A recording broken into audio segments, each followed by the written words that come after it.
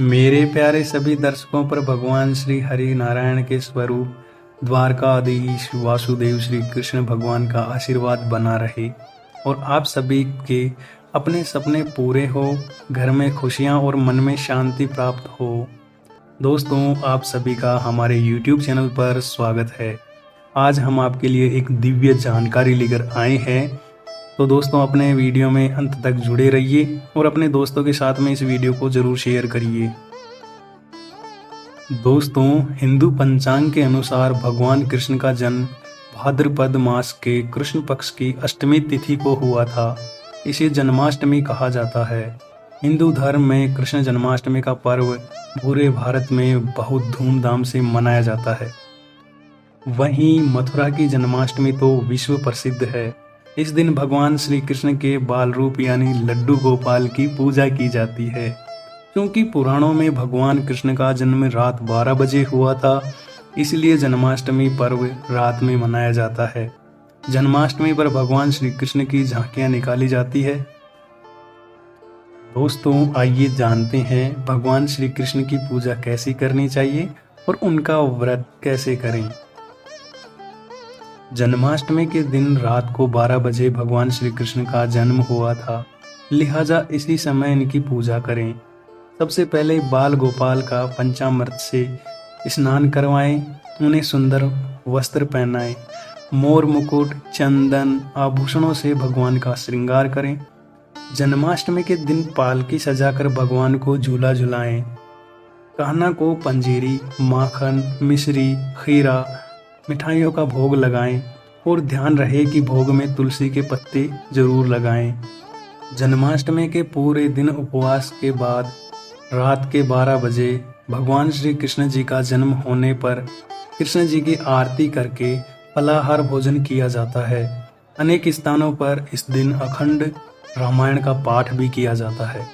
लोग श्री कृष्ण जन्माष्टमी की कहानी सुनते हैं और रामधुनी करते हैं। जो मनुष्य भक्ति भाव से जन्माष्टमी व्रत कथा अथवा जन्माष्टमी की कहानी सुनता है, उसके समस्त पाप नष्ट हो जाते हैं। और आप भी ये कहानी जरूर सुनिए दोस्तों। आपके लिए मैं भी एक जन्माष्टमी पर कहानी या कथा लेकर आया हूँ। दोस्तों, बहुत पुरानी बात है। समुद्र किनारे एक गांव में कृष्णाबाई नाम की बुढ़िया रहती थी। वह भगवान श्री कृष्ण की परम भक्त थी। वह एक झोपड़ी में रहती थी। कृष्णाबाई का वास्तविक नाम सुखिया था, पर कृष्ण भक्ति के कारण इनका नाम गांव वालों ने कृष्णाबाई रख दिया। घर घर में जाकर झाड़ू, पोंछा, बर्तन और खाना बनाना ही इनका काम था। कृष्णाबाई रोज सुई से गूंथकर फूलों की माला बनाकर दोनों समय श्री कृष्ण जी को पहनाती थी और घंटों कान्हा जी से बात किया करती थी। गांव के लोग यही सोचते थे कि ये पागल बुढ़िया ये सच में ही पागल हो चुकी है। लोग उनकी मजाक उड़ाते थे, बोलते थे कि ये तो अंधविश्वास में ज़्यादा ही ध्यान देती है। लेकिन दोस्तों, एक रात की बात है, भगवान श्री कृष्ण जी ने अपने कृष्ण भक्त कृष्णाबाई के सपने में आकर कहा कि कल बहुत बड़ा भूचाल आने वाला है, तुम यह गांव छोड़कर दूसरे गांव चली जाओ। अब क्या था, मालिक का आदेश था। कृष्णाबाई ने अपना सारा सामान इकट्ठा करना शुरू किया और गांव वालों को बताया कि कल सपने में कान्हा जी आए थे और कह रहे थे कि बहुत प्रलय होगा, जमीन खिसकेगी और भूकंप भी आ सकता है। गांव छोड़कर पास के गांव में चली जा, ऐसे बोला उन्होंने। अब लोग कहाँ उस बूढ़ी पागल की बात सुनने या मानने वाले थे। जो भी इस बात को सुनता जोर जोर से ठहाके लगाता और उनकी मजाक उड़ाता। इतने में बाई ने एक बैलगाड़ी मंगाई और अपने कान्हा की मूर्ति ली, सामान की गठरी बांधकर गाड़ी में बैठ गई और लोग उनकी मूर्खता पर हंस रहे थे। कृष्णाबाई जाने लगी। अपने गांव की सीमा पार कर अगले गांव में प्रवेश करने वाली ही थी कि उसे फिर एक आकाशवाणी की आवाज़ सुनाई दी। उसे भगवान श्री कृष्ण की आवाज़ साफ साफ सुनाई दे रही थी। उन्होंने कहा कि अरे पगली, कहाँ जा रही है अपनी झोंपड़ी को छोड़कर? अपनी झोंपड़ी में से वो सुई तो ले आ जिससे तू मुझे माला बनाकर पहनाती है। यह सुनकर कृष्णाबाई बेचैन हो गई और तड़प गई कि मुझसे ये भारी भूल कैसे हो गई। अब मैं क्या करूं? मैं अपने कान्हा जी को माला कैसे बनाकर पहनाऊंगी? उसने गाड़ी वाले को वहां रोका और बदवाहस हालत में ही झोपड़ी की तरफ भागी। गांव वाले उसके पागलपन को देखते और खूब मजाक उड़ाते रहे। माए ने झोपड़ी के तिनकों में फंसी हुई सुई को निकाला और फिर पागलों की तरह दौड़ते हुए गाड़ी के पास आ गई। माई, गाड़ी वाले ने कहा कि माई तू इतनी परेशान क्यों हो रही है? कुछ नहीं होने वाला। माई ने कहा, अच्छा अब जल्दी से चल और मुझे गांव की सीमा पार करवा दे। गांव वाले ने ठीक ऐसे ही किया। लेकिन अरे ये क्या? भूकंप आया, भूचाल हुआ और जोर जोर से पानी समुद्र का चढ़ने लग गया। जैसे ही सीमा पार हुई, पूरा गांव समुद्र में समा गया। सब कुछ जलमग्न हो गया। गांव वाला भी अटूट कृष्ण भक्त था। ये इनके इन प्रकृण भगवान ने हमारी रक्षा तो कर ही ली, कम से कम विलंब तो नहीं किया।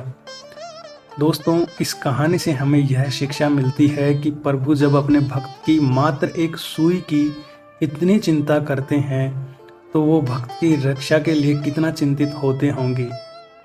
जब तक उस भक्त की एक सुई उस गांव में भी थी, पूरा गांव बचा रहा, लेकिन दोस्तों बाद में वो डूब गया। इसलिए कहा जाता है कि भरे घड़ा जब पाप का, बरस पड़े अंगार, संत न होते जगत में, जल जाता संसार। अर्थात दोस्तों, इस दुनिया में संत और अच्छे व्यक्ति न होते तो सारा संसार कब का समाप्त हो गया होता। दोस्तों, भगवान श्री कृष्ण ने भक्त श्री कृष्णाबाई को दर्शन दिए, वैसे ही आपका भी कल्याण हो। दोस्तों, इस कहानी को सुनने के बाद आप खुद से संकल्प करें कि आप भी कोई पाप नहीं करेंगे और सदा धर्म की राह पर चलेंगे। दोस्तों, आगे मैं आपको बताने वाला हूँ कि जन्माष्टमी के दिन ये काम कभी मत करना दोस्तों, वरना दोस्तों भगवान आपसे रुष्ट होकर चले जाएंगे, वापस कभी नहीं लौटेंगे। आप उन्हें बुलाते रहेंगे फिर भी नहीं आएंगे। दोस्तों, जन्माष्टमी का दिन बहुत ही पवित्र और महत्वपूर्ण होता है। इस दिन भगवान हर मंदिर में जाते हैं और अपनी उपस्थिति दर्ज करवाते हैं।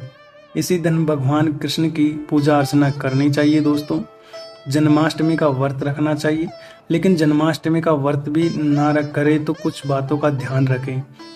दोस्तों, इस पवित्र दिन पर गलतियां करने से बचें। जन्माष्टमी के दिन मांस, मदिरा, प्याज, लहसुन जैसी तामसिक चीजें न खाएं और ना ही घर में लाएं। और दोस्तों, जो लोग मांस मदिरा खाकर घूमते हैं या मांस मदिरा पीकर घूमते हैं, उन लोगों से दूर रहें। दोस्तों, जन्माष्टमी के दिन पेड़ पौधों को कोई नुकसान ना पहुंचाएं, क्योंकि ये सृष्टि के सर्जनकर्ता होते हैं। वैसे तो किसी भी दिन गाय को सताना बहुत पाप देता है, लेकिन जन्माष्टमी के दिन गाय को सताया गया बहुत बड़ा महापाप माना जाता है। दोस्तों, जन्माष्टमी के दिन अगर गाय को सताते हैं या अदर दिन भी कहीं पे भी सताते हैं तो भगवान श्री कृष्ण रुष्ट हो जाते हैं, क्योंकि वो ग्वाले थे और गोपाल थे उनका नाम। दोस्तों, जन्माष्टमी की पूजा में भगवान कृष्ण को भोग में तुलसी की पत्तियां अर्पित करें, तभी भोग पूरा होगा। लेकिन जन्माष्टमी के दिन तुलसी की पत्तियां तोड़नी भी नहीं चाहिए। लेकिन दोस्तों, जन्माष्टमी के दिन तुलसी की पत्तियां तोड़ने की गलती ना करें। एक दिन पहले से ही सम्मान पूर्वक साफ हाथों से तुलसी की कुछ पत्तियां तोड़कर रख लें।